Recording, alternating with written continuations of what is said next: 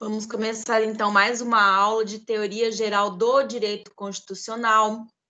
Estamos finalizando o nosso semestre e gostaria de dizer que vocês, do primeiro semestre, são guerreiros, corajosos, aguerridos, que encararam aí fazer um semestre com essa pandemia, né? Tenho certeza que não foi o que vocês pensavam, imaginavam, tinham planejado, mas vocês foram muito bem. E aí estamos encerrando já esse semestre, temos mais 2 aulas até a gente fazer a nossa N2, a nossa prova da segunda nota, certo? Vamos falar hoje, então, a respeito de direitos políticos. O que esses direitos políticos têm a ver com a cidadania, né? Qual é a relação que eles têm com a cidadania?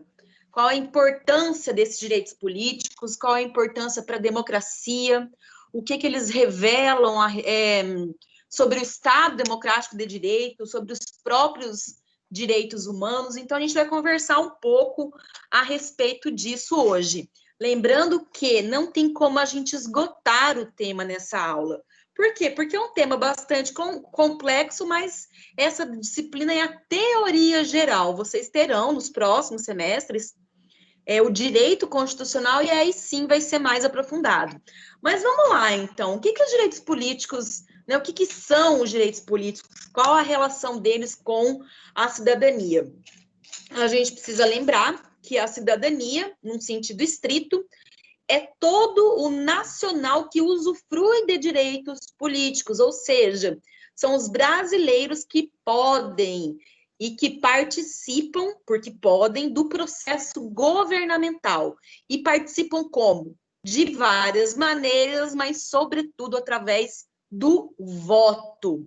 E a gente vê já nas cláusulas pétreas, que vocês já fizeram um trabalho, já tem conhecimento desse assunto, que o voto é um direito humano fundamental e, portanto, ele faz parte do rol das cláusulas pétreas, ou seja, não pode ser retirado do cidadão de forma alguma, do nacional de forma alguma.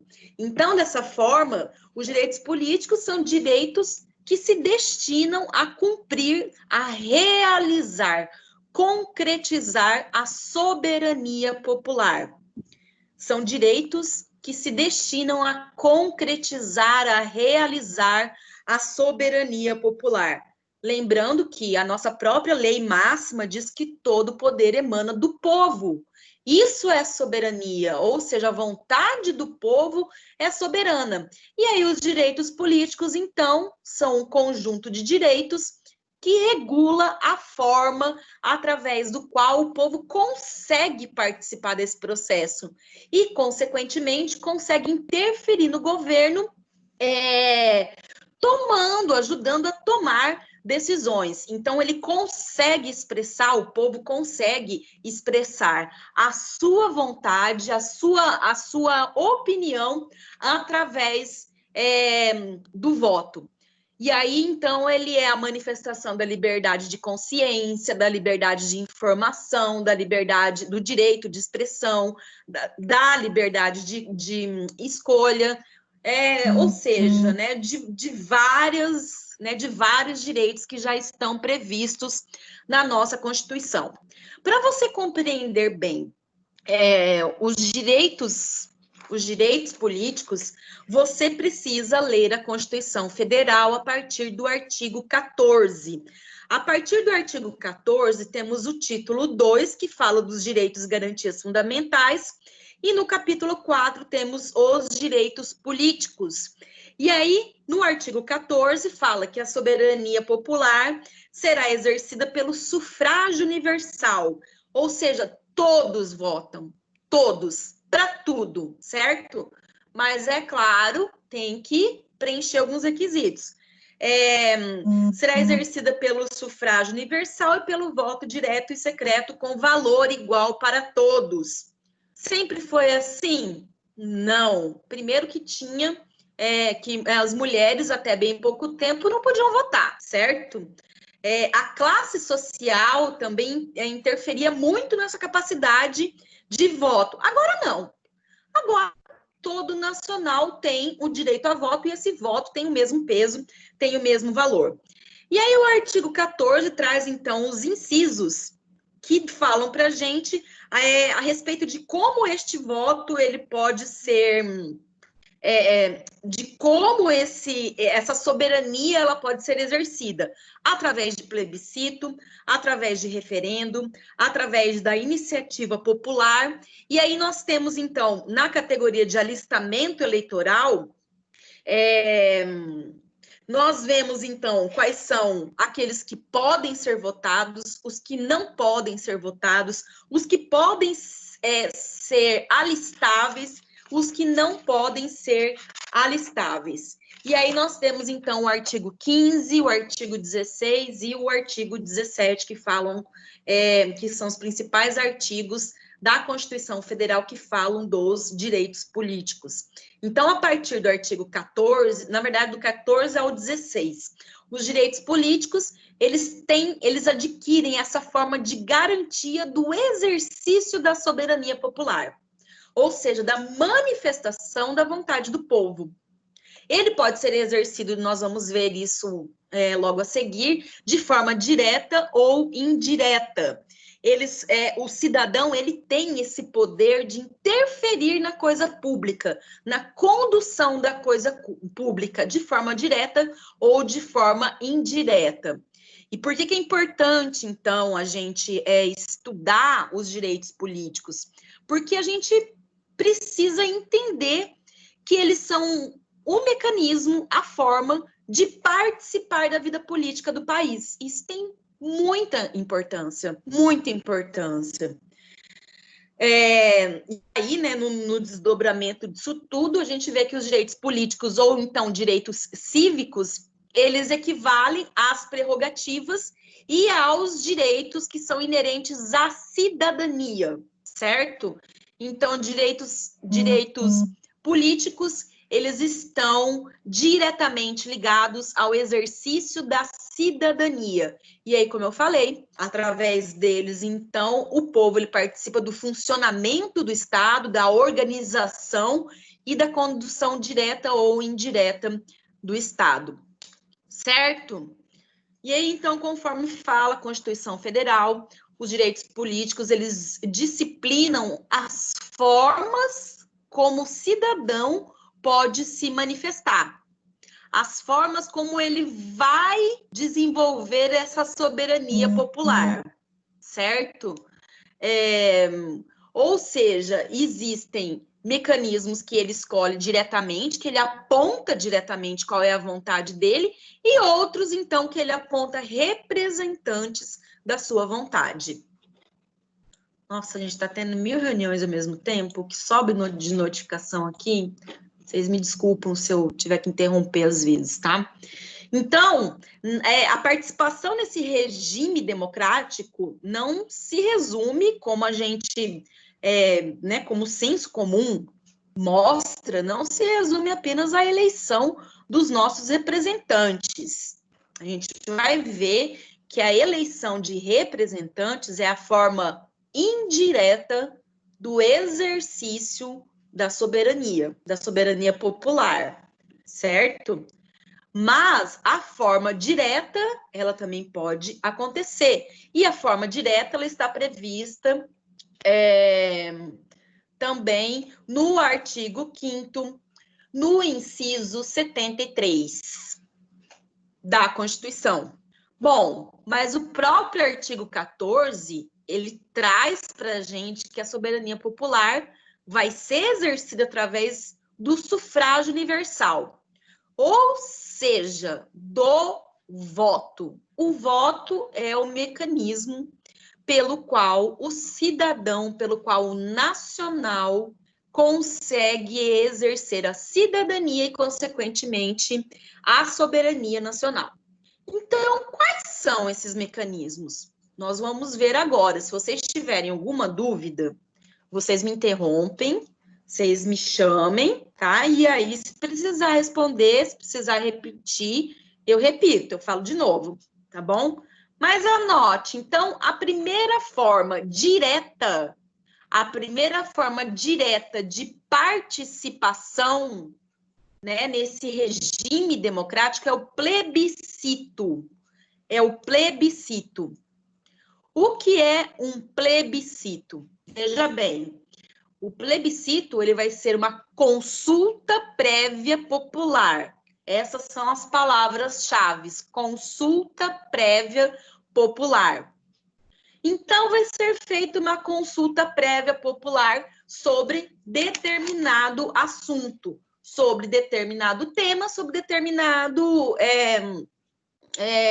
tema, né? Assunto que seja importante para a soberania popular e para a própria res pública, né? Para a própria coisa pública. Então, essa consulta prévia popular, ela vai ser convocada pelo Congresso, tá? Por quê? Porque ele tem competência exclusiva, que está prevista lá no artigo 49, no inciso 15, artigo 49, inciso 15 da Constituição. O plebiscito, ele vai... beleza, estamos ali deliberando, existe um tema de relevância nacional, queremos saber a opinião do povo. Antes de definir a respeito deste tema, nós vamos fazer uma consulta prévia popular. E foi o que aconteceu, você deve se lembrar, em 1993, vocês não tinham nascido, né? Que gracinha. Mas acredite na prof, é isso. Em 1993, aconteceu a escolha, através de plebiscito, da forma e do sistema de governo. E aí, então, respectivamente, foi escolhida a República e o presidencialismo. A República como forma de governo e o sistema de governo foi o presidencialismo, certo? Ou seja, antes, então, de virar, né, antes de se transformar numa... de ser tomada uma decisão a respeito dessa matéria, vamos perguntar para o pessoal, né, vamos perguntar para o povo brasileiro o que eles pensam. E aí, então, houve essa consulta prévia e foi decidido, então, que o Brasil ele seria uma república e que o sistema de governo seria o presidencialismo, certo? Poderia ter sido o parlamentarismo, poderia ter sido a monarquia, mas não foi, foi a república e o presidencialismo, certo? E aí a gente tem que lembrar também que o plebiscito ele é um instrumento de organização política administrativa muito grande, muito importante. Por quê? Porque ele reflete diretamente a vontade do povo. Ele reflete diretamente qual é o entendimento da população brasileira a respeito de um determinado assunto. O que é o mais importante do plebiscito? É que ele é uma consulta prévia popular. Ok? Plebiscito prévia. Guarde isso. Temos o segundo elemento, a segunda forma, então, direta, que é o referendo. O referendo é uma consulta popular também, mas é uma consulta posterior, é uma consulta que acontece depois, entendeu? Tipo assim, por exemplo, o Enoque, né? Vou tomar o Enoque aqui como exemplo de novo. O Enoque quer comprar um carro novo, né? Comprar um carro novo para a esposa dele. Aí ele chega para ela e fala: olha, vamos na garagem, né? Ou vamos na concessionária, ele vai comprar um Hyundai lá zerinho para a esposa dele. O negócio tá indo bem, a hamburgueria tá indo bem, né? Enoque tá montado na grana, né, Enoque? Aí ele falou assim: bom, não é? Ela tá escutando aqui, ó, quem dera. Não, calma. Vai comprar um Creta. Vai comprar um Creta para a esposa dele. Não, vou comprar um carro. Né? Aí ele fala: vamos na concessionária que você quiser, meu amor. Ela fala que era um Creta, lá na Hyundai. Nem sei se Creta é da Hyundai, mas acho que é. Quero um Creta da Hyundai e quero vermelho. Beleza, o que, que o Enoque faz? Vai lá, faz o cheque, paga, né, paga à vista, né? Se fomos pobre alguma vez, queimamos as fotos dessa época. Aí o Enoque foi lá e comprou um carro, né, para a esposa. Ele consultou a esposa primeiro, né? Porque não é besta, não é bobo, vai que ele chega em casa com um carro que a esposa não gosta e que é da cor que ela não gosta. Não, então ele fez uma consulta prévia. Qual carro você quer? Quero um carro da Hyundai vermelho, bonito, certo? Mas Enoque, então, queria fazer uma surpresa, né? Queria antecipar uma surpresa para a esposa dele, não consultou, foi lá e comprou, né, um Creta vermelho e falou para ela: você quer? Ela, lógico, muito sabiamente falou: claro, meu amor. Odiou o carro, não era o modelo que ela queria, não era a cor que ela queria, mas ela falou: não, aceito, quero, é isso aí mesmo. Ele fez uma consulta posterior. Então, se ele comprou o carro se primeiro ele comprou o carro e depois ele perguntou, ele fez um referendo. Se ele perguntou para comprar, ele fez um plebiscito. Entendido, pessoal? Entendido o que é a diferença entre os dois? Um vem antes e o outro vai depois. Nos dois casos, a esposa do Enoque ficou muito feliz, né? Por quê? Carro novo, bonito, né? Aquele jeito. Recebe aí, meu irmão. Bom, já aconteceu o referendo no Brasil, minha gente? Já aconteceu o referendo no Brasil.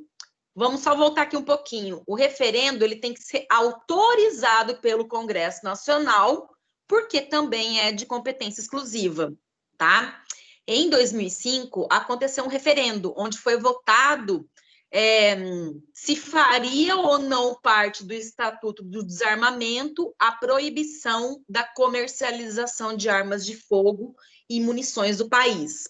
Ou seja, em outubro de 2005, cerca de 95 milhões de eleitores brasileiros foram às urnas se manifestar a respeito do comércio de armas de fogo e de munição, tá? Então, na ocasião, a gente tinha que responder: o comércio de armas de fogo e munição deve ser proibido no Brasil? Deve ser proibido no Brasil? Veja bem, tinha já uma lei a respeito, não especificamente a respeito deste tema, né, deste artigo, né, mas existia uma lei. Mas esse ponto na lei foi detectado como muito importante, como nevrálgico. Então, ele precisava ser resolvido, até porque ele era bem polêmico, tá? Então, a maioria dos eleitores, cerca de 59 milhões de pessoas, escolheu que não.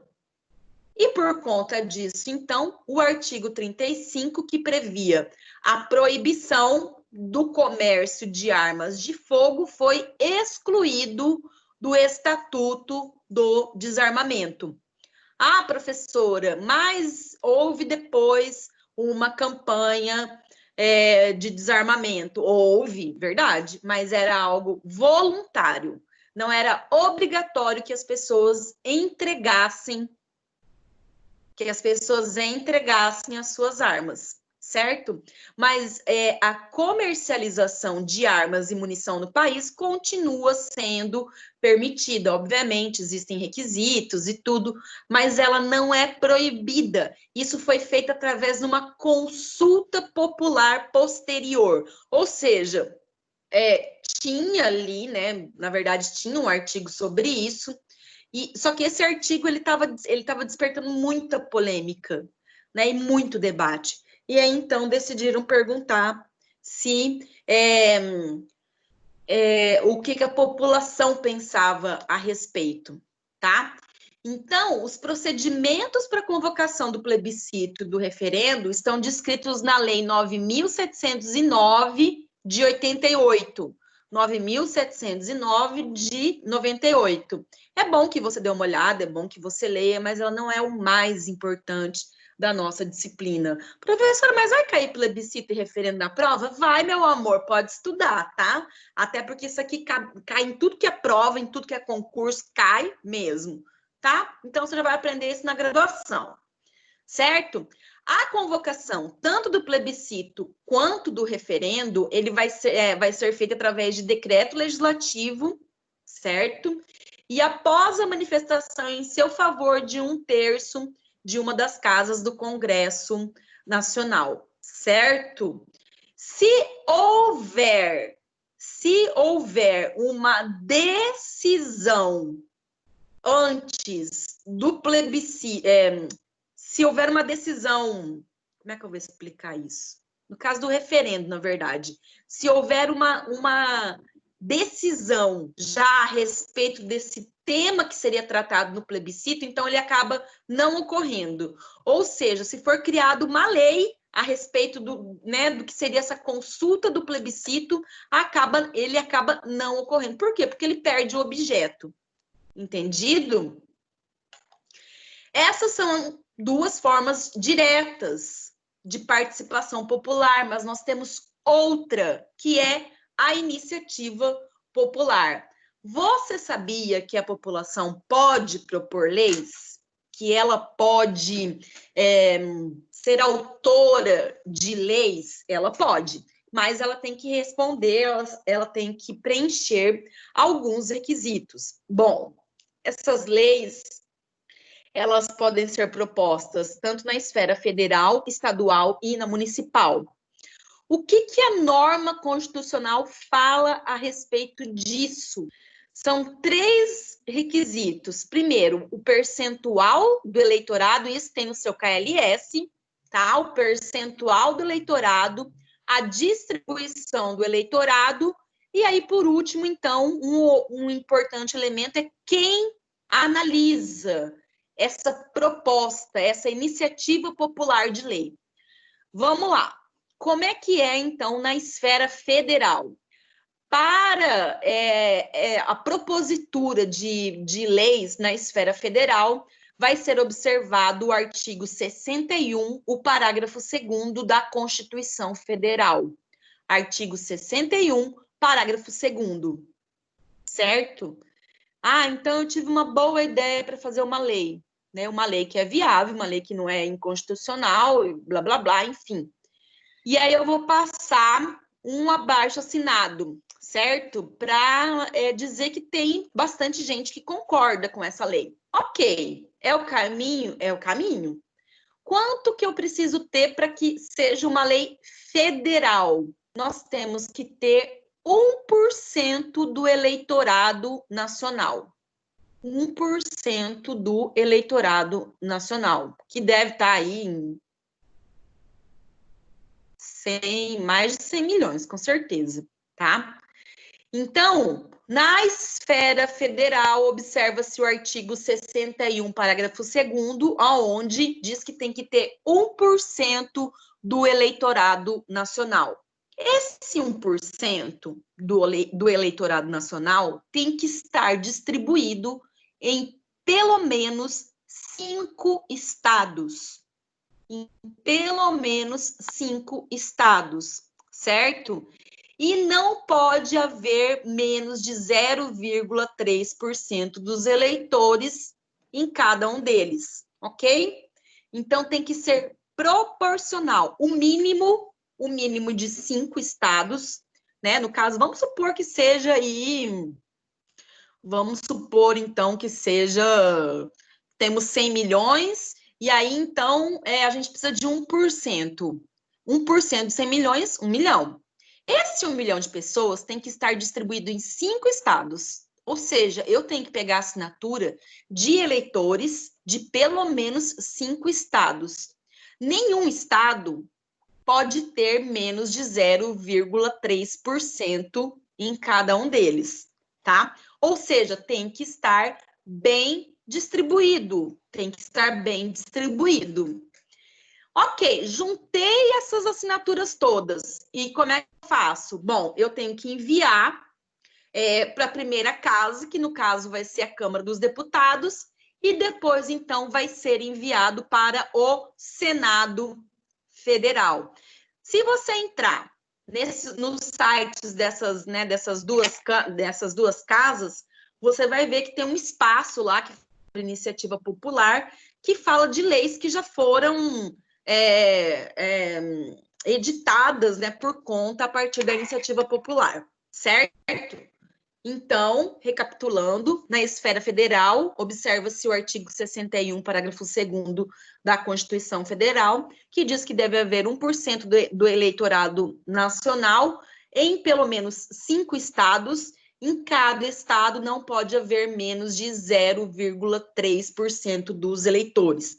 Primeiro vai para a Câmara e depois, então, vai para o Senado. Certo? E essa proposta, então, de lei vai ser observada nas duas casas, certo?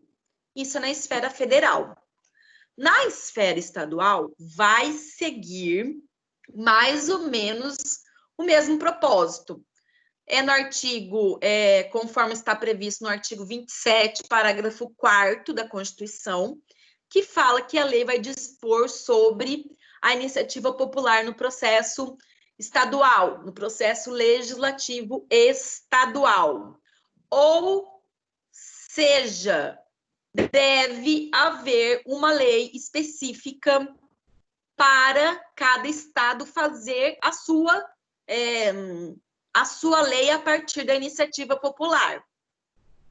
Diferente do que ocorre na área federal, na esfera federal, na esfera estadual, não, obviamente, que não precisa ser de 5 estados, né? Por quê? Porque, né, não tem 5 estados dentro do estado, certo? Não precisa dessa distribuição de eleitores, nem precisa de uma porcentagem mínima. Não precisa. Como é que fala? Cada esfera, cada estado, cada unidade da federação, na verdade, vai ter a sua lei, certo? Quem que vai dispor, quem que vai apreciar esse pedido? A Assembleia Legislativa. A Assembleia Legislativa do Estado. Ah, mas tem problema, então existe... E aí, né, cada Constituição estadual vai dizer qual é o mínimo, né, de eleitores que precisa ter para cada, como é que fala? Propositura, né, para cada proposta de lei, certo? Diferente da esfera federal, na estadual não precisa ter um mínimo, né? Esse mínimo não está estabelecido, pelo menos na Constituição Federal, como está na esfera federal. E aí, então, vai ser observado, vai ser apreciado pela Assembleia Legislativa, ok? No âmbito municipal, vai se seguir o artigo 29 e o inciso 13 da Constituição Federal. Artigo 29, inciso 13, que fala que é necessário 5% do eleitorado municipal, ok? Não, obviamente, não existe distribuição do eleitorado, né, pelos mesmos motivos da estadual, e aí, então, vai ser a Câmara Municipal que vai analisar essa propositura. Anote, esfera federal, artigo 61, parágrafo 2º, esfera estadual, artigo 29, parágrafo 4º, e esfera municipal, esfera estadual, artigo 27, parágrafo 4º. Esfera municipal, artigo 29, inciso 13. Ok? Tudo tranquilo até aqui. Temos ainda a ação popular. A ação popular a gente já estudou, né, na aula passada. Ela pode ser proposta por qualquer cidadão, desde que ele seja alistável. E aí a gente vai ver o que é esse alistável.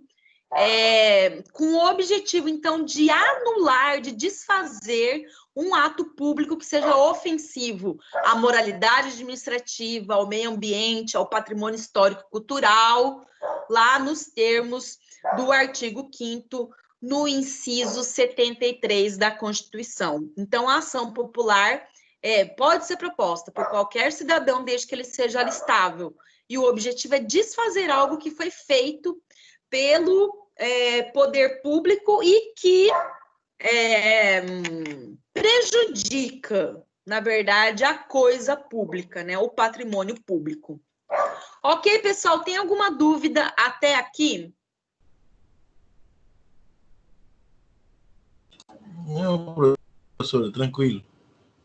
Beleza. Bom, vamos ver, então, que existem direitos políticos que podem ser positivos ou negativos. O que são direitos políticos positivos? Os direitos políticos positivos, eles são correlatos, eles são ligados à capacidade eleitoral. Então, eles estão ligados à capacidade eleitoral. E aí, essa capacidade pode ser ativa ou passiva, ok? Então, os poderes políticos, eles podem ser positivos ou negativos. Só um pouquinho, gente.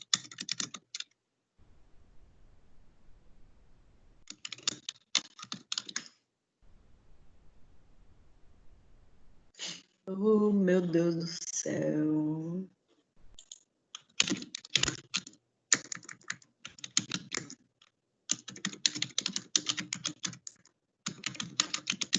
Desculpa, gente. Os direitos políticos, eles podem ser positivos ou negativos. Direitos políticos que são positivos são aqueles ligados diretamente à capacidade eleitoral. E essa capacidade pode ser ativa ou passiva. Quando que ela é uma capacidade ativa? Quando ela se refere ao direito subjetivo de votar, certo?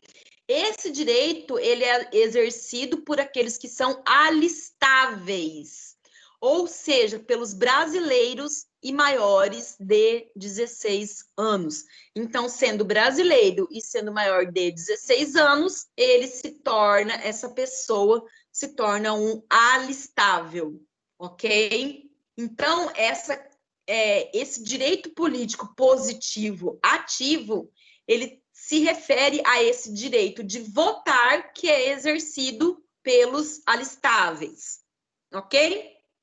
Temos o direito político positivo passivo, tá? Que quando ele se apresenta na sua forma passiva, ele se refere ao direito de ser votado, ou seja, eu recebo o voto, ok? Se eu posso receber um voto, é porque, obviamente, eu sou alistável e, consequentemente, eu sou elegível. Posso ser eleito, tá? Recapitulando, direitos políticos podem ser positivos ou negativos. Direitos políticos positivos podem ser ativos ou passivos. Direito político ativo, ele se refere ao direito de votar, tá?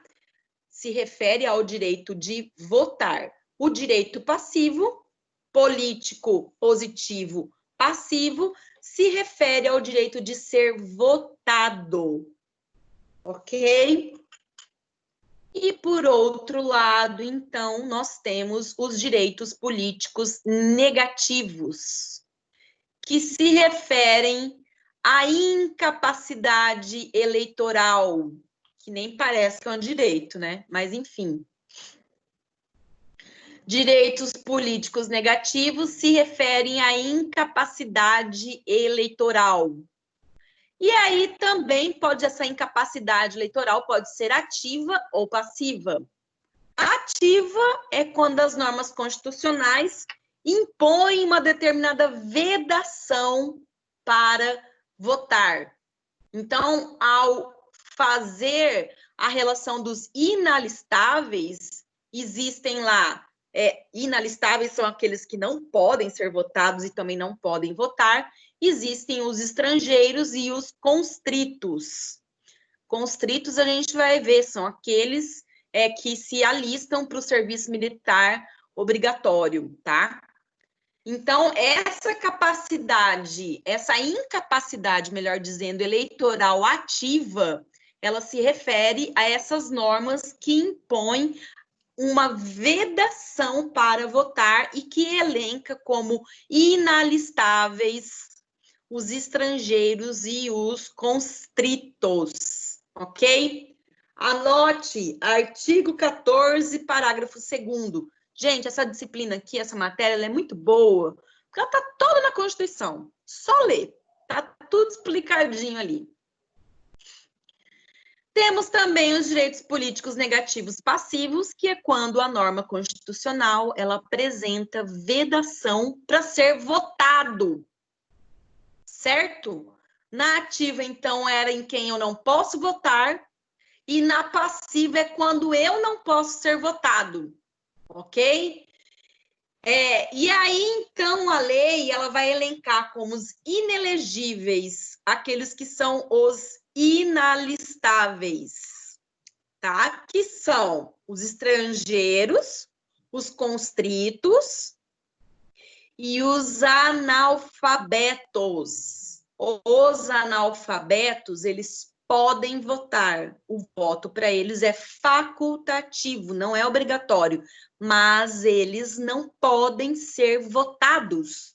Não sei se vocês lembram quando o Tiririca tomou posse lá na Câmara dos Deputados, ele teve que fazer um teste de alfabetização para ver se ele não era analfabeto ou semi-analfabeto. O Brasil é o país da piada pronta, né? Enfim. A dúvida a respeito dele era tão grande, e obviamente também teve toda uma motivação política, porque ele foi super bem votado, mas a dúvida a respeito dele era tão grande que ele teve que se submeter, então, a esse teste. E foi aprovado, né? E, se não me engano, está lá até hoje. Ok? Mas, professor, então, o que são condições de elegibilidade? O que são condições de elegibilidade? Ou seja, o que faz uma pessoa poder ser elegível? O que faz? Bom, primeiro, ele tem que ter nacionalidade brasileira. Deixa eu só retomar uma coisa aqui. Artigo 14, parágrafo 3º, estão elencados todos, tá? Os requisitos. Eu não vou falar um por um deles, tá? Mas para você saber, a nacionalidade tem que ser brasileira, ele tem que estar no pleno exercício dos seus direitos políticos, ele não pode ter sofrido suspensão ou perda dos direitos. Tem que haver o alistamento eleitoral, ou seja, ele tem que estar na lista do TRE, daqueles, né, ele tem que estar listado, na verdade, o nome dele tem que estar na lista, é isso. O domicílio eleitoral na circunscrição, e aí domicílio eleitoral, ele não se resume ao local em que a pessoa estabelece seu ânimo definitivo, né? Mas como fala a lei, ele pode alcançar o local em que ele tenha um vínculo profissional, um vínculo familiar, um vínculo político. Resumindo, mostrou lá no TRE, lá no cartório, um comprovante de residência, nossa, ele vota onde ele quiser, tá? Filiação partidária, não. E último, não. Filiação partidária também é um requisito para elegibilidade, ou seja, ele não pode disputar uma eleição sem fazer parte de um partido regularmente funcionando. Aí existem as idades mínimas para cada cargo. A idade mínima para presidente da República e, consequentemente, para vice-presidente da República e senador é de 35 anos, tá? 30 anos para governador e vice, e também do Distrito Federal, 21 anos para deputado federal, estadual e distrital, e prefeito. também, tá? E vice, né? E 18 anos para vereador. Certo? O que o TSE, na verdade, foi o STF mesmo que entendeu. Esse 18 anos aqui, ele tem que ser na data que ele vai ser diplomado, ok? Na data da diplomação. Então, ele pode disputar uma eleição com 17 anos, uma eleição para vereador com 17 anos? Pode, pode. Já aconteceu, professor? Aconteceu, queridos. O vereador mais novo da história do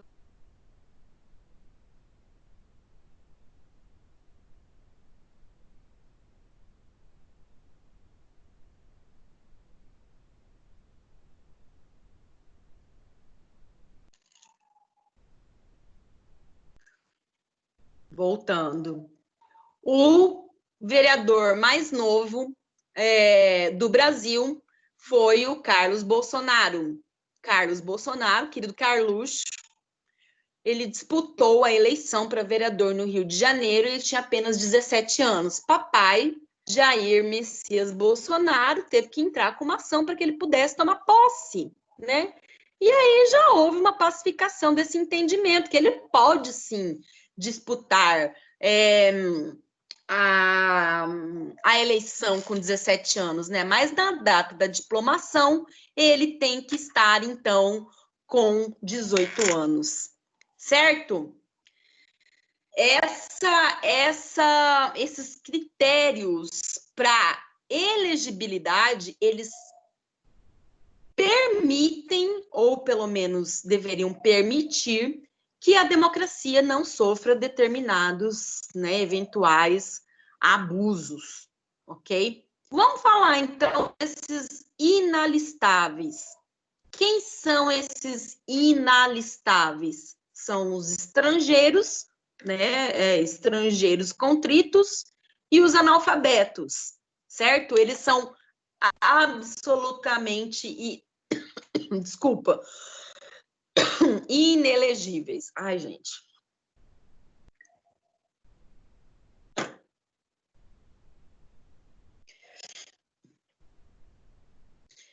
Certo? Então, aqueles que são estrangeiros, constritos, ou seja, aqueles que estão ali no serviço militar obrigatório, e os analfabetos, eles são inalistáveis. Se eles não podem se alistar, eles não são elegíveis, ok? Mas há também aqueles que são considerados relativamente inelegíveis. Relativamente inelegíveis. Gente, isso tudo. Tá? Qualquer dúvida que vocês tiverem, vocês podem me perguntar. Mas ninguém precisa ficar apavorado, porque tá lá no KLS, tá? Vai ter que ler, vocês já devem ter feito a pré-aula, né? Já devem ter feito, vão fazer a pós-aula também, mas vamos lá. O que são esses relativamente inelegíveis? Os chefes do Poder Executivo, presidente, governador e prefeito, e aqueles que os houver sucedido ou substituído no curso do mandato, ok? Somente podem ser reeleitos por um único período subsequente, conforme diz o artigo 14, o parágrafo 5º, ok? O que isso significa? Lembra do Temer? Lembra, o Temer assumiu, certo? Ele poderia ser reeleito? Poderia ser reeleito, mas ele poderia ser reeleito apenas uma vez. Ou seja, ele poderia disputar a presidência como candidato cabeça de chapa apenas uma vez, ok? Ele não poderia, beleza, ele disputou como cabeça de chapa, ganhou para presidente. Aí ele pode tentar a reeleição? Não, não pode. Então, o que se aplica na esfera federal se aplica aos governadores e se aplica também aos prefeitos, ok? Lembrando que o Temer ele substituiu a Dilma por força do impeachment, certo?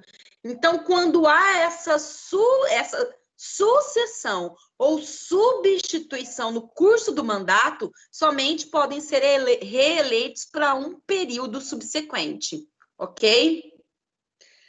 E para concorrer a outros cargos? Bom, para concorrer a outros cargos, o artigo 14, no seu parágrafo 6º, vai dizer que os chefes do Poder Executivo, os seus vices e os detentores de cargo como ministros de Estado, eles têm que renunciar até 6 meses antes do dia da votação, ok? Então, os chefes do Poder Executivo, os vices, né, os detentores de cargos, como ministros, por exemplo, ou então secretários de Estado, que queiram disputar um outro cargo, eles têm que se descompatibilizar 6 meses antes, até a data da eleição, da votação, ok? Caso os chefes do executivo concorram à reeleição, não tem necessidade deles se afastarem do cargo. Ou seja, um governador que está no cargo e pode, né, ser candidato à reeleição, ele precisa sair? Não. Mas e se ele quiser ser, por exemplo, candidato a deputado estadual, ele tem que sair? Tem. Ele tem que sair 6 meses antes. Para a reeleição não precisa. Mas para um outro cargo, ele precisa, sim, sair 6 meses antes. Entendido? Vamos supor que um cidadão que seja deputado estadual no seu primeiro mandato, sem nunca ter ocupado um outro cargo eletivo, nas eleições subsequentes, ele pode se candidatar a governador do seu estado, sem a necessidade de renunciar ao cargo em que ele ocupa. Ou seja, não é necessário desincompatibilizar. É mais simples do que parece. Vai concorrer à eleição, não precisa sair. Não vai concorrer à reeleição, ou seja, vai concorrer a algum outro cargo, precisa sair. Ok? Entendido até aqui?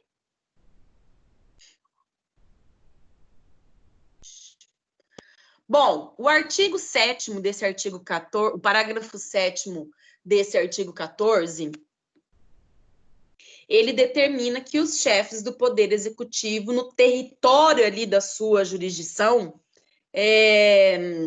ou seja, por exemplo, o governador do Mato Grosso do Sul, né? Se a esposa do governador do Mato Grosso do Sul ou algum parente consanguíneo até o 2º grau, se ele quiser concorrer, ele não pode concorrer ao mesmo cargo. Ou seja, ai meu Deus, o Azambu já vai sair.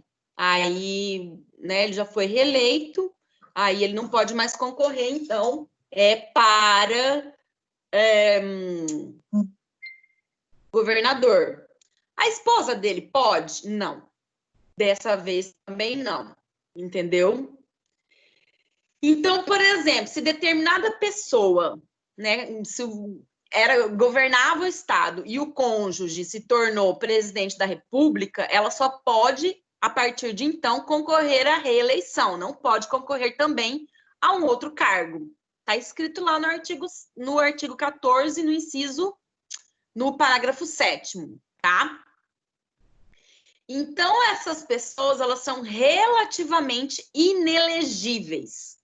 Mas são relativamente inelegíveis também os militares, uma vez que eles têm que observar regras específicas, né? Tá lá no parágrafo 8 do artigo 14. O militar, a gente não confunde com conscrito. Por quê? Porque o militar, ele é de carreira, tá? Ele já serviu nesse período obrigatório, nesse período militar obrigatório, então ele não é um conscrito, ele é um militar de carreira. Para ele ser elegível, atenção, para ele ser elegível, um militar que seja alistável, ele tem que se afastar da atividade militar dele, tá? Se ele possuir menos de 10 anos de serviço, ok? Ou então ele tem que abandonar a função, passando para inatividade no ato da diplomação. Ele pode ficar na ativa até o ato da diplomação. Ele vai preservar os direitos militares dele se ele possuir mais de 10 anos de serviço. Nós temos que lembrar que os militares eles seguem regras específicas. Não quer dizer que o militar não pode ser votado, ele pode. O que ele não pode é estar na ativa e ocupar um cargo público elegível, entendeu? É isso que não pode acontecer. Está lá no parágrafo 8º do artigo 14. O parágrafo 9 do artigo 14 fala que a lei complementar vai estabelecer outros casos de inelegibilidade e os prazos da sua cessação para proteger a probidade administrativa, a moralidade para o exercício do mandato, tá? E será considerada a vida pregressa do candidato, a normalidade e a legitimidade das eleições contra a influência do poder econômico ou o abuso do exercício de função, cargo ou emprego na administração direta ou indireta. O que isso significa? Significa que podem haver outros inelegíveis, dependendo de várias condições, dependendo de várias situações. Essas situações, elas, por exemplo, vamos supor aqui, né, que a vida pregressa do candidato seja algo horrível, deplorável, ou alguma coisa assim que ameace a moralidade, ou que ameace o Estado democrático de direito. Então, a vida pregressa dele pode ser invocada para que ele não seja elegível, certo? Eleições que sejam ilegítimas, convocadas fora de época, convocadas sem objetivo claro, pode tornar as pessoas inelegíveis? Pode. Então, esse parágrafo 9º do artigo 14, ele vai dispor de outras possibilidades que podem tornar uma pessoa inelegível, além daquelas que estão expressamente descritas na Constituição Federal. Ok? Bom, o que a gente precisa, então, ressaltar disso tudo? Os direitos políticos, eles não são conferidos a todos aqueles que habitam no território nacional. Mas, como vocês já viram, eles são conferidos apenas aos nacionais que preencham os requisitos determinados pelo próprio texto constitucional. Ok? E aí o núcleo desses direitos políticos é o direito de votar e de ser votado, certo? É isso que importa. É isso que é o mais importante em se tratando de democracia, de exercício da democracia, ok? O direito de votar é inerente, é obrigatório para algumas pessoas, ou seja, não dá para se eximir dele. E aí, para todo mundo que tem mais de 18 anos, é obrigatório o voto. Mas ele é facultativo para outras pessoas, como os analfabetos, os maiores de 70 anos e os maiores de 16 e menores de 18 anos. Eu lembro quando eu fiz 16 anos, eu fiquei numa fila enorme do cartório eleitoral, porque eu tava louca para votar. Para quê, né? Mas, enfim. Só antecipei o sofrimento, mas tá certo, vamos lá. Professor, bom, então é facultativo. Oi! Então, se eu tenho um amigo, por exemplo, ele veio de Portugal, quando ele tinha 2 anos de idade, então ele é inelegível? Você veio da onde? Portugal. Para Portugal. Para os portugueses, existem critérios diferentes. Existem tratados de cooperação, e não é bem de cooperação, mas é tipo tratado de cooperação, que portugueses em solo brasileiro são praticamente brasileiros, entendeu? Não, então ele não é inelegível. Ele pode votar e ser votado. Ah, sim, entendi. Beleza?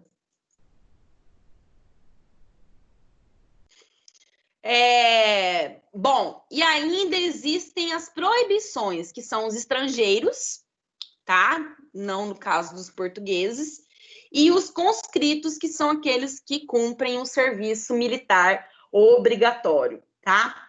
Bom, para ter direito de ser votado, o que precisa ter? Bom, os eleitores, né, tem que ser eleitor, né, não existe a possibilidade de alguém ser votado se ele não tem a capacidade de ser eleitor. Tá?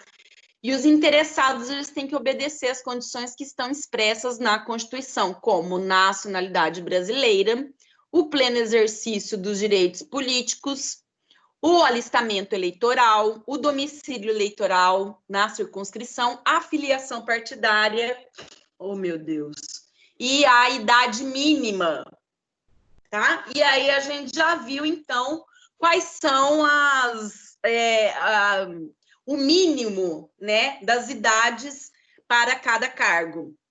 Pessoal, até aqui, tem alguma pergunta?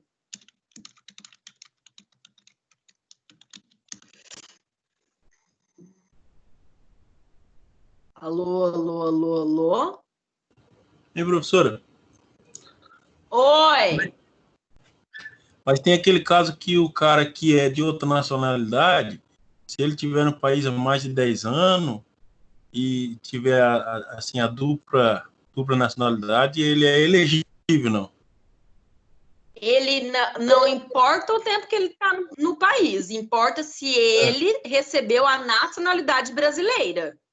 Ah, sim, Tá? sim, entendi. Não exatamente pelo tempo, tá? Ah, entendi. Mas a nacionalidade brasileira é que ele tem que ter recebido. Ah, tá, entendi. Ok? Entendi. Obrigado. Que mais, pessoal?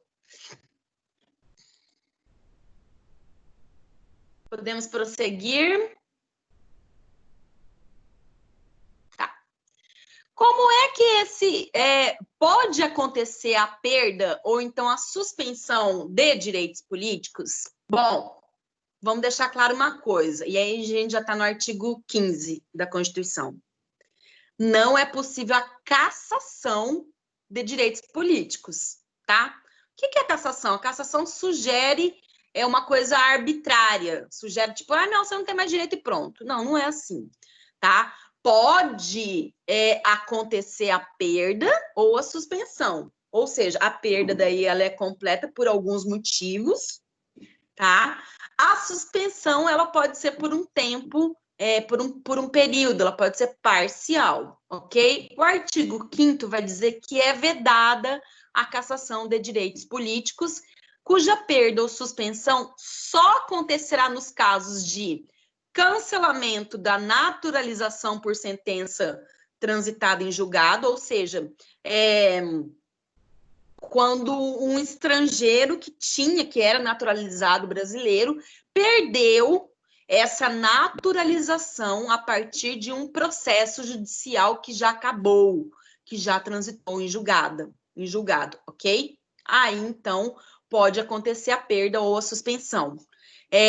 A incapacidade civil absoluta, ou seja, a pessoa não responde pelos atos dela, e aí, então, pode acontecer a perda ou a suspensão. Quando houver condenação criminal transitada em julgado e enquanto durarem os seus efeitos, tá? A gente já vai ver a respeito disso também. E aí existe a recusa de cumprir obrigação a todos imposta ou prestação alternativa, que é uma bobagem, mas enfim, já vou explicar também. E improbidade administrativa, e aí também quando acontecem os casos, né, de impeachment, inclusive, né, que a pessoa perde, né, os seus direitos ou suspendem os seus direitos por 8 anos, tá? Então lembre-se que perda e suspensão de direitos políticos estão elencados no artigo 15 da Constituição. Não existe mais cassação de direitos políticos no Brasil. Pode haver a perda ou a suspensão. A diferença, né, entre esses dois é que a perda ela tem um prazo indeterminado, e a suspensão tem prazo determinado. Professora, mas as duas podem ser revertidas? Podem. Tanto em caso de perda ou de suspensão, existe a possibilidade desses direitos serem retomados, se a situação que ensejou a perda ou a suspensão for desfeita, ok? As hipóteses de perda dos direitos políticos, né, estão previstas lá no artigo 12, no parágrafo 4º. Quando cancelada a naturalização, mediante essa ação de cancelamento, e principalmente isso acontece quando essas pessoas que perdem a naturalização, quando elas praticam algum caso que prejudique o interesse nacional, certo? Vamos supor, que vieram venezuelanos e se naturalizaram no país, mas aí, depois de um tempo, descobriu-se que eles estão querendo dar um golpe, tomar o Brasil, uma coisa assim, entendeu? Isso é uma hipérbole, né, gente? Isso nunca vai acontecer. Mas, enfim, aí nesse caso eles poderiam, então, perder a naturalização, tá? Mas pode acontecer também de haver uma aquisição voluntária de outra nacionalidade, ok? E aí, de regra, quem se naturaliza alguma outra coisa perde a nacionalidade originária. Vamos supor que eu me naturalize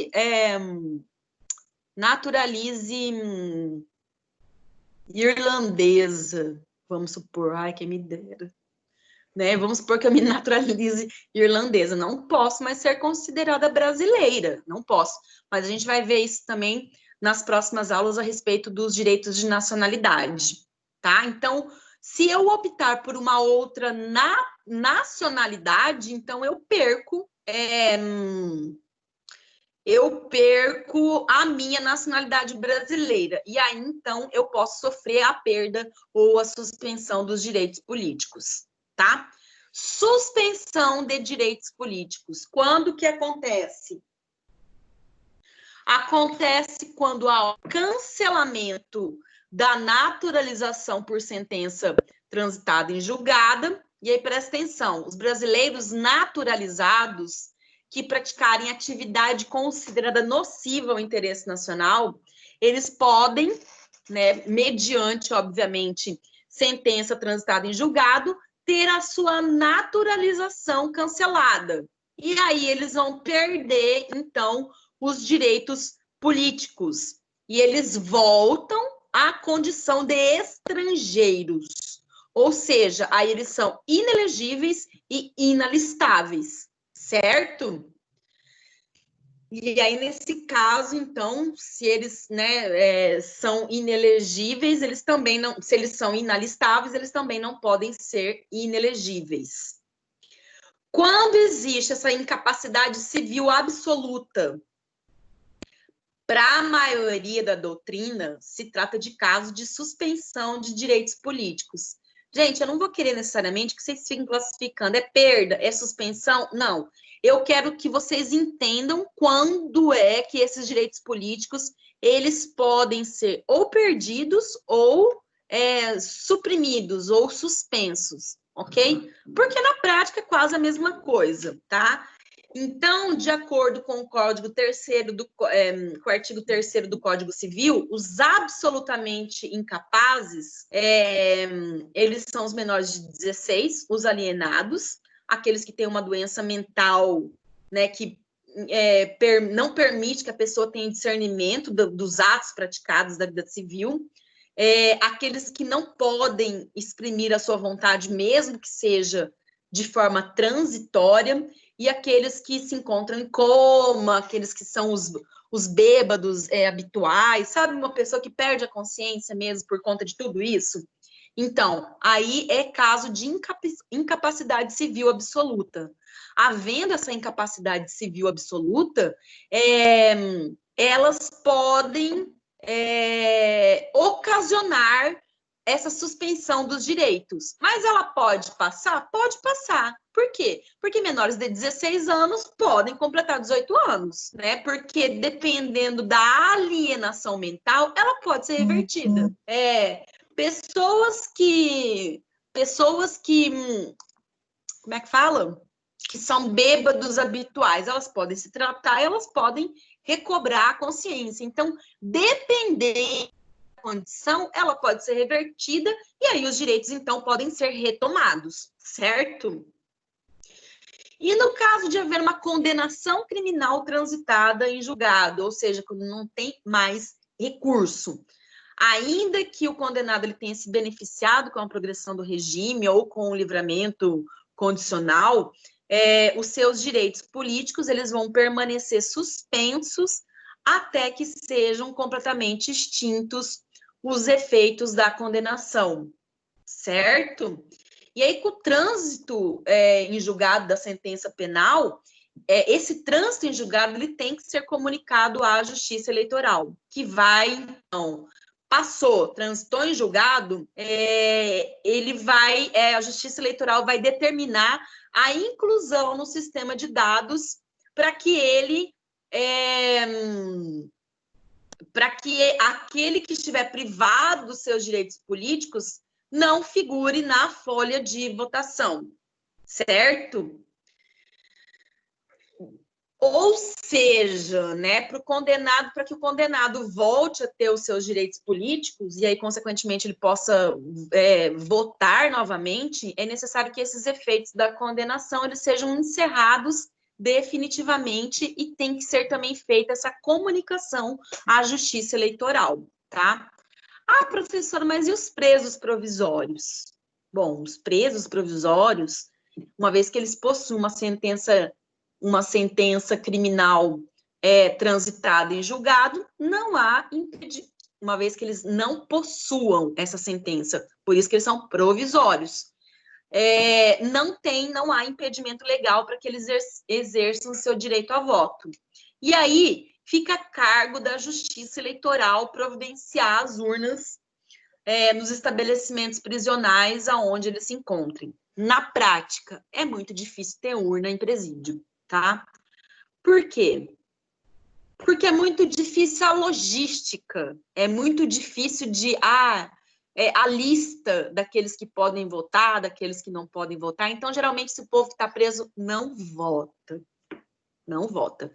Mas eles podem votar? Pode. Eles podem votar. Nesses casos que eu falei. Certo? Existe um outro elemento que é a recusa de cumprir obrigação a todos imposta ou prestação alternativa, nos termos do artigo 5º, inciso 8 da Constituição, que fala que ninguém será privado de direitos por motivo de crença religiosa ou de convicção filosófica ou política, salvo se as invocar para eximir-se de obrigação legal a todos imposta e recusar-se a cumprir prestação alternativa fixada em lei. Sabe o que é isso? É a chamada escusa de consciência. Professora, o que é uma escusa de consciência? Uma escusa de consciência é uma garantia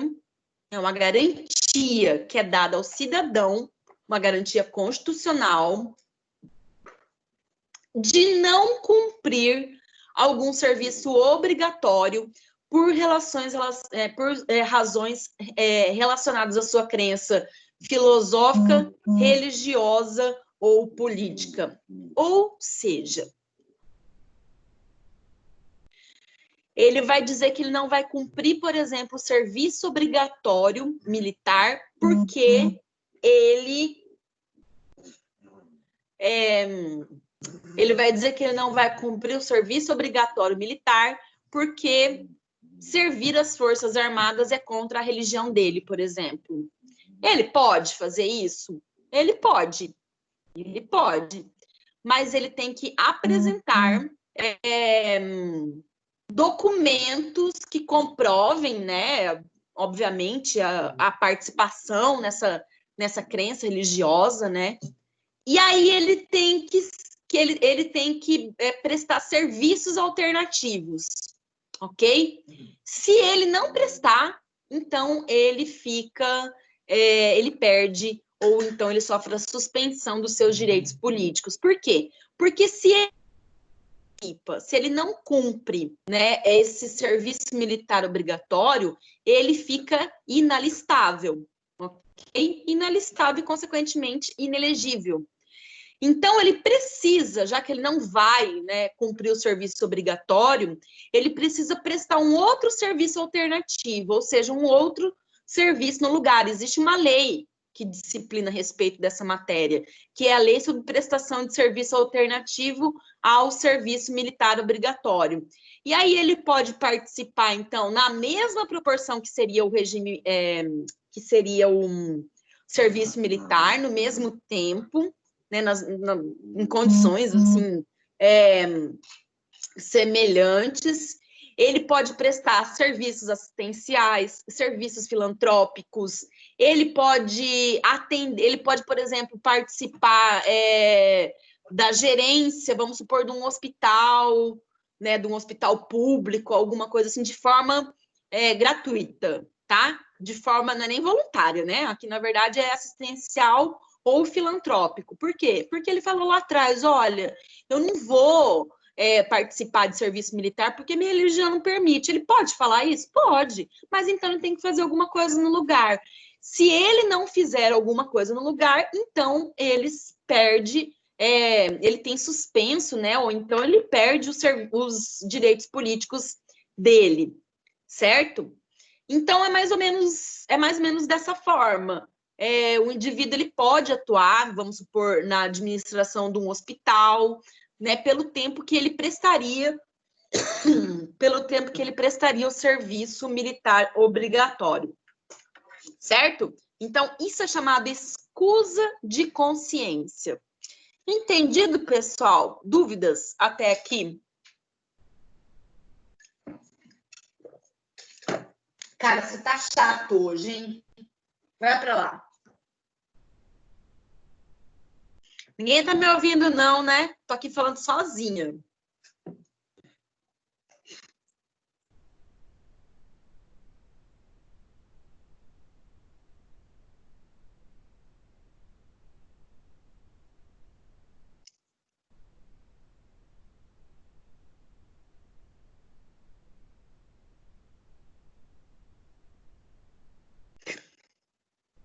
Gente, vocês não estão me ouvindo, vocês me colocaram no mudo, né? Puta merda. Tô aqui, professor. Aqui, Vocês me colocaram no mudo. Eu tô falando sozinha, eu sei. Não. Depois vocês vêm, né? Depois vocês vêm querendo nota, depois vocês vêm, professora fala comigo. Eu fiz aqui falando sozinha, ninguém me dá moral.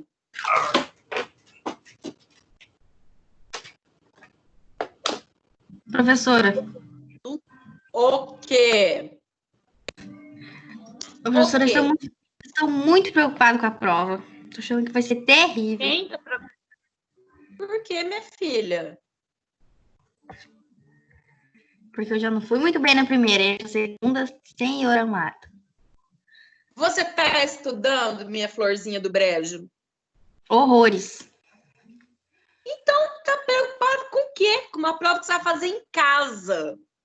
Ai. Que vocês vão mandar tudo no Google, porque eu conheço vocês.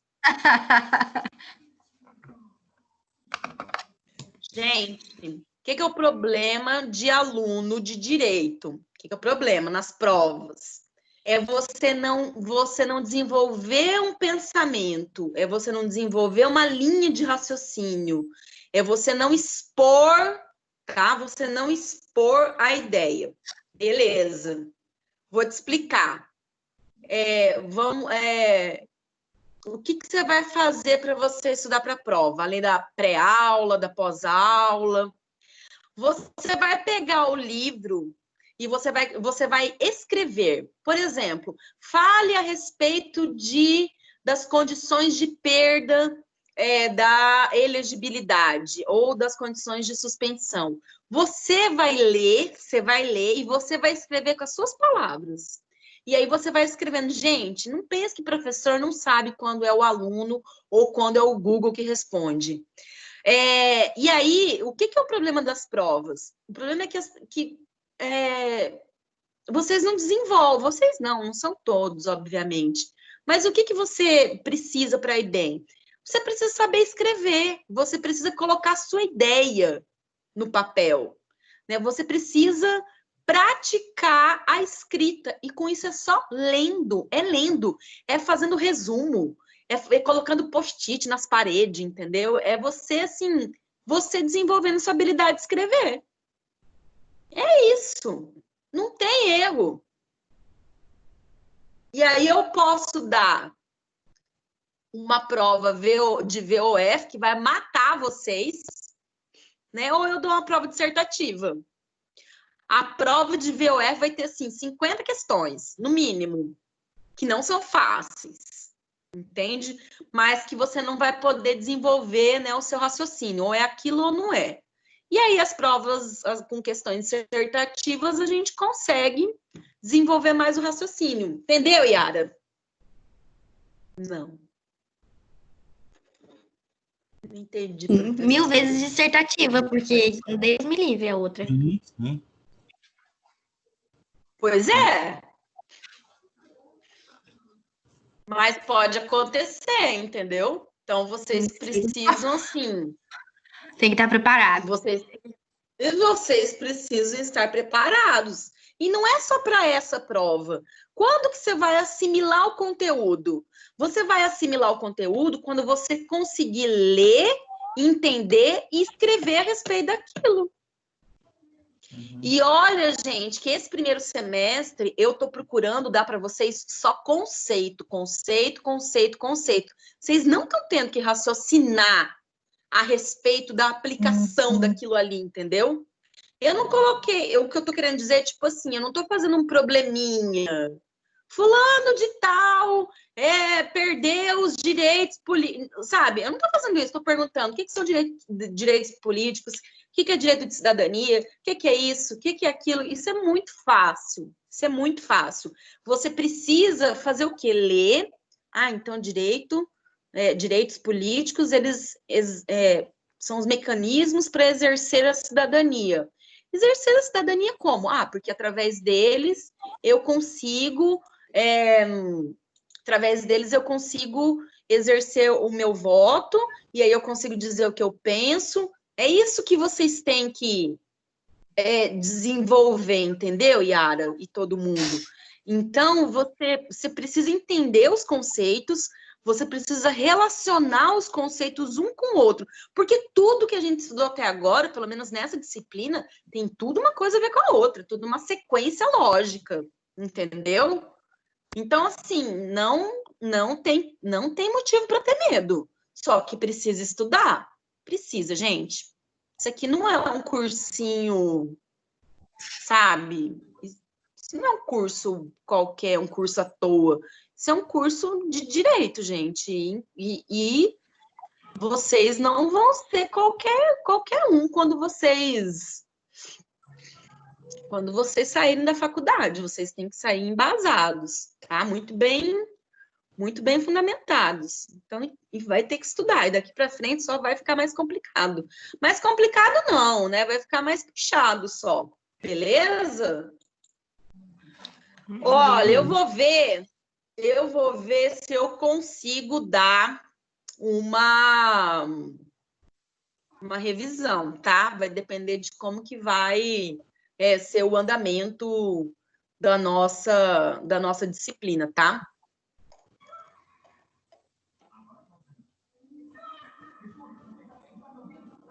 Vamos terminar.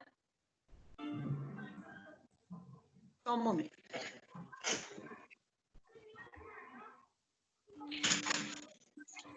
Oi? Não. Foi desculpa. Não fui eu. Imagina.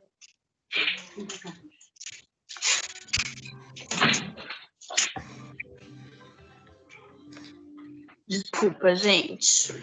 Professora, quanto Vamos que valeu pro- aqueles 2 trabalhos? Qual trabalho? Os 2 que era para entregar até hoje.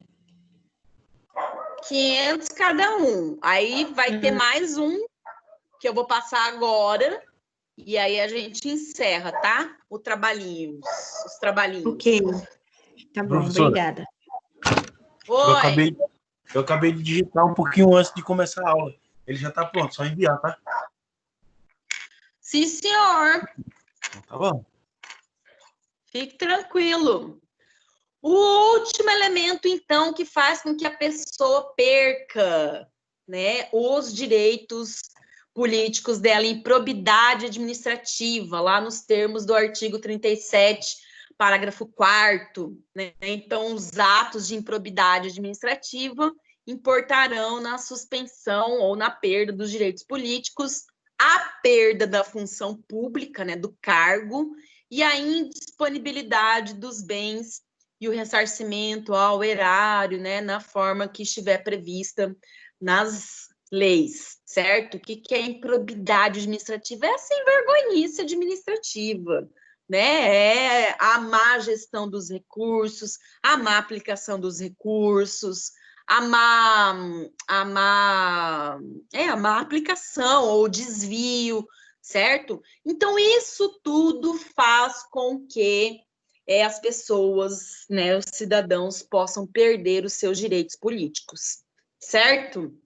Uma observação, o artigo 16 da Constituição fala que a lei que alterar o processo eleitoral vai entrar em vigor na data da sua publicação, mas não vai se aplicar à eleição que ocorra até 1 ano da data da sua vigência, tá? Então, a lei que alterou o processo eleitoral, por exemplo, em 10 de janeiro de 2014, só vai ser aplicada a partir de 2015. Por quê? Por força do princípio da anualidade, tá?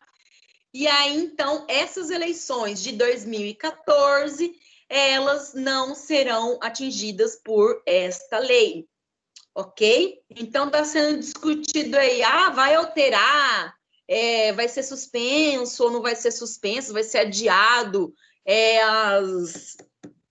como é que fala? As eleições desse ano, gente. Porque de regra não pode, tá? Mas em caso de pandemia, em caso de extrema necessidade pública, pode tudo nesse país, né?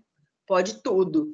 Eu acho que quando colocaram essa previsão na lei, não imaginava que realmente um dia seria necessário a gente utilizar, tá? Mas é isso. Perguntas, dona Yara? Não, por enquanto eu entendi tudo. Entendeu tudo? Até meu namorado tava aqui do lado de Ara, você não faz pergunta? Não, eu entendi tudo, uai. Por que eu vou fazer pergunta? Uai, ele tá aprendendo também? Vamos ter que Tava cobrar a aqui do meu mensalidade lado. dele, ué. Tava Que querendo bom, perguntar. esse cara. O que ele queria saber? Amor, vem cá. Pergunta aí o que ele queria saber, Amor, o que você dependendo. queria perguntar? Nada. Não pergunta? Ela vai te responder, amor. Fala a pergunta aí. Fala a pergunta.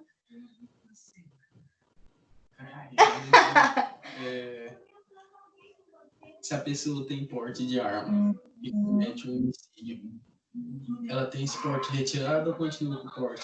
Ah, tá. Se uma pessoa tem porte de arma e ela comete um homicídio, ela perde o porte ou continua com o porte? Não que eu tenha matado alguém. O quê? Não que eu tenha matado alguém. Não, sim, sai daqui. Gente, primeiro, isso é uma pergunta de ordem penal, né? Que não, eu não domino. Mas, teoricamente, ela perde o porte, sim.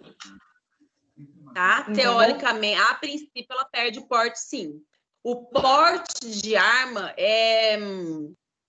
ele é condicionado a várias circunstâncias, né? A vários elementos, inclusive não ter nenhuma condenação, nem nada. E aí a perda do porte de arma, ela vai ser consequência da condenação. Se ele for absolvido, ele não vai perder, né? Escutou? Resumidamente é isso. Beleza, ele escutou aqui. Ah, que bom, então. Mais alguém, gente? Vamos fazer um trabalho, então anotem. Vamos fazer um trabalho sobre a importância dos partidos políticos, tá? Qual que é a importância dos partidos políticos? Bom, a pluralidade partidária, ela é um dos elementos que garantem a democracia, o Estado democrático de direito, certo? E ela também é uma cláusula pétrea, tá? Então, não existe a possibilidade de haver um partido apenas no Brasil, não existe isso, certo? As correntes doutrinárias, as correntes filosóficas e políticas são das mais variadas. Então, é natural e é desejável que haja essa pluralidade partidária, só que o povo exagera, né? Mas, enfim. Então, vocês vão falar qual que é a importância dos partidos políticos para o processo democrático, para a democracia, certo? Vocês vão demonstrar, então, qual que é a importância desses partidos políticos. Dentro deste contexto, vocês vão falar o que é fidelidade partidária. Vocês vão falar, então, a respeito dos partidos políticos, da importância dos partidos políticos para a democracia, e vocês vão falar também a respeito da fidelidade partidária. Certo? Como ocorre a perda de mandato pela infidelidade partidária? Então, eu quero saber a respeito dos partidos políticos, da importância dos partidos políticos para a democracia. Eu quero saber a respeito da infidelidade partidária e das consequências da infidelidade partidária. O que é a infidelidade partidária? O que a infidelidade partidária pode ocasionar? E o que é o problema de tudo isso? Certo? O que é o problema de tudo isso? Ok? Para me mandar até a semana que vem, até a segunda-feira que vem, valendo 500 pontos.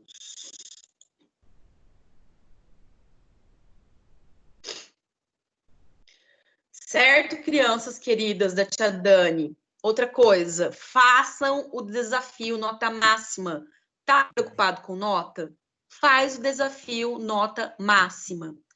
Na pior das hipóteses, gente, temos exame, tá, Yara? Na pior das hipóteses, a gente tem exame, ok? Não foi bem na segunda... Olha só, a segunda prova, ela vale 4.000 pontos. Você precisa tirar 1.500 somando a primeira prova com a segunda prova. A segunda prova, ela vale muito, ok? Não conseguiu chegar, tem o exame, tá? E aí, no exame, você tem que tirar no mínimo 1.500. Uhum. Mas não tem nada perdido, tá, Yara? Yara e os outros, né? Yara e todo mundo. Gente, nossa, tô pensando aqui que, igual a senhora falou daqui, o quê? Um mês e pouco a gente é veterano. Se Deus quiser. Com certeza. Menina, agora você fala se não passou rápido esse semestre. Muito rápido, gente, eu tô indignada. Eu já passei, quase praticamente passei o primeiro semestre de Direito. Fiquei assim, meu Deus, a gente pensa e quase surta. Então, gente, por isso que ninguém precisa se apavorar, por isso que ninguém precisa, sabe, ficar angustiado. Não, desistir. Não, gente, olha, é um período que não tá fácil para ninguém, mas não é um período que vai durar para sempre, entende? Eu penso o seguinte, Ó, com relação à mensalidade, essas coisas, eu também tive que renegociar um monte de coisa, prestação no meu carro, aluguel. Você tem que expor a sua necessidade para quem é o seu credor e você tem que ver se consegue negociar, entendeu? Não sei se dá para fazer isso com a Anhanguera, mas já tentaram? Quem precisa? Primeira coisa. Segundo, o semestre vai passar muito rápido. Todos os semestres. O segundo semestre é mais rápido ainda. Mais rápido ainda. Quando você viu, é bem isso que a gente está falando. Quando você vê, você já é veterano. O pessoal do terceiro semestre está indo quase para metade do curso, nem eu estou acreditando, tá? Outra coisa, a gente não está aqui para reprovar todo mundo. Agora, gente, um compromisso meu é não fazer com que esse curso seja só mais um curso de direito no Brasil, entende? Não é porque é a Anhanguera que ele vai ser fraquinho. Muito pelo contrário, a gente tem um modelo acadêmico muito bom, que se você fizer direitinho e se você assimilar esse modelo acadêmico, ele permite com que você aprenda assim pra caramba. Presta atenção, tem uma pré-aula que vai te explicar o que você vai ver na aula, tem a aula que serve, na verdade, para você debater com o professor e tirar suas dúvidas, tá? E tem a pós-aula que é para você assimilar. Além de tudo isso, tem um desafio nota máxima, que é para você assimilar, tá? E pontuar em todas as disciplinas. E além disso, tem os trabalhos que os professores dão. Então, gente, na boa, só não passa de ano e não tô nem falando passar de ano, só não aprende quem não quer. De verdade.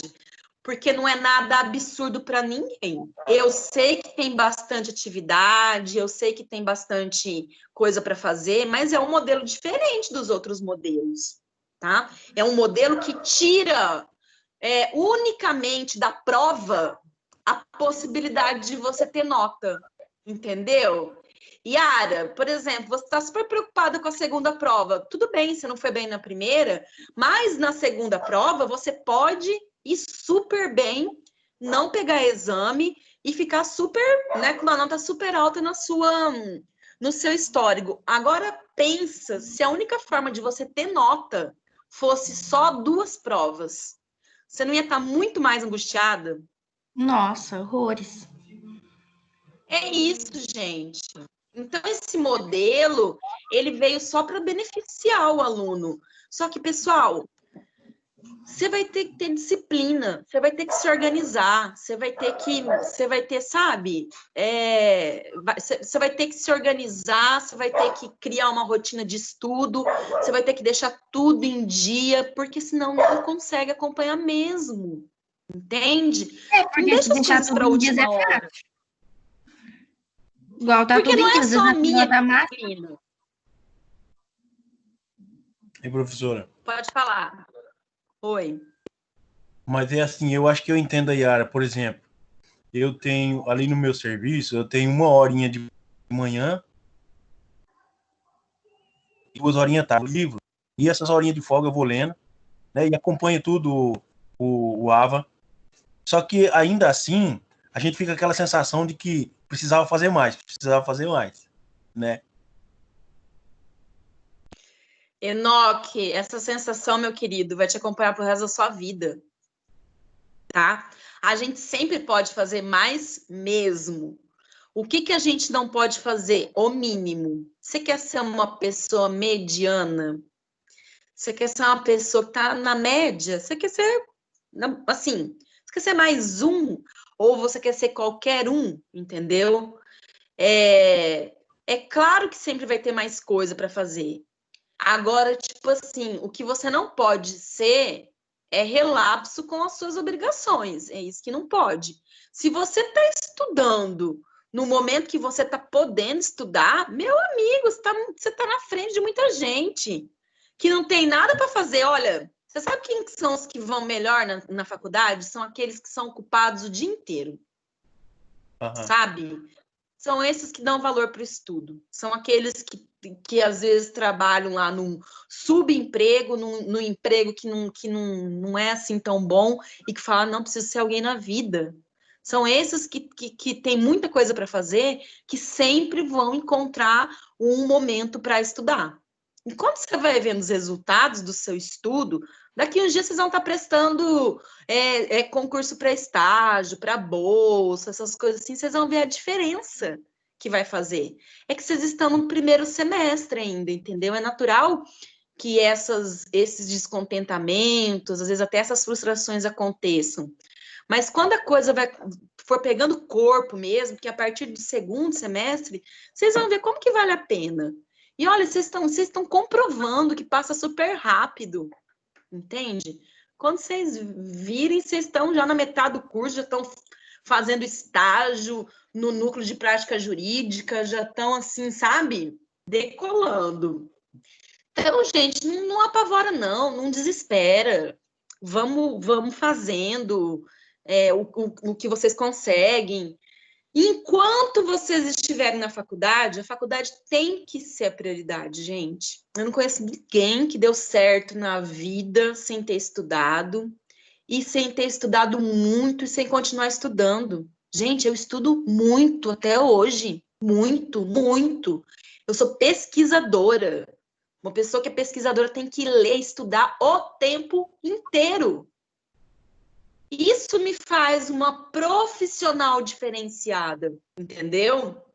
Eu, professor Bruno, professor Eduardo, nós três, nós somos pesquisadores. Então, a gente está constantemente estudando. Pergunta se a gente parou de estudar, ainda mais eu e o Bruno, que somos advogados, que temos escritório. Pergunta se alguma vez a gente parou de estudar.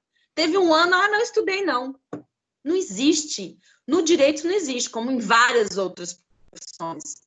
Não existe. Ah, professor, então o que é o segredo, né? Gente, o segredo é ler. Leia. Leia. Eu não sei se você estuda no seu celular, eu não sei se você comprou livro. Sabe o que você faz? Sentou no banheiro, na privada, para fazer suas necessidades, abre seu celular, deixa um livro no banheiro e vai lendo. É isso que eu faço. Entre outras coisas, né? Entre ter a minha disciplina, né, para estudar. Tá, pessoal? Mas nós estamos juntos. Ninguém apavora, não. Estou achando muito bom, sabia, professora? Eu fiquei muitos anos sem estudar. Porque, assim, quando a gente é gurizão, aí eu quero ser motorista, aí dirigir caminhão, fui dirigir ônibus, nunca mais estudei, né? Aí agora que eu tenho uma profissão que me dá uma horinha ou outra para estudar, é gostoso, hein? Ah, que bom! Olha, e outra, eu vou falar mais. Eu vou querer desconto da faculdade, tá? Porque Por quê? a minha gerente do banco, quando a gente fecha o banco, fica só nós lá, né? Aí a gente conversando, aí, por mim, ela falou que quer fazer direito. E ela vai fazer direito. Isso, fala para ela vir. Ah, eu vou querer uma Ué, mas você corretada. sabia que tem Eu vou querer uma um comissão. programa de incentivo da faculdade que, se você indicar alunos, e esses alunos se matricularem, acho que você ganha R$100. Ah, é? Legal. Então, assim, ela vendo eu estudar, aí ela ficava perguntando as coisas, né? Aí ela falou, eu tenho curiosidade de fazer direito, pra mim saber, tá? Eu falei, vamos lá, ué. Né? Você é segurança do banco, né? Sim. Enoque, você está prestando atenção no que você está me contando? Ah, Segurança do banco está inspirando a gerente. sim, né? Sabe? É porque, tipo assim, ela já terminou a faculdade então, dela, já faz tempo que ela trabalha, só que, assim, ela fica curiosa, né? Negócio de direito, né? Ah, que ótimo! Porque ela vê que você está apaixonado pelo estudo, né? Aham. Não, mas pode fazer propaganda lá que a gente procura atender as expectativas dos alunos, tá? Pessoal, por hoje, de conteúdo é só isso, tá? Façam esse trabalho para a próxima aula, tá? Quem não me entregou ainda os trabalhos, tá na hora já, né? Vão mandando esses trabalhos aí e a gente se fala na próxima semana, combinado? Combinado. Combinado.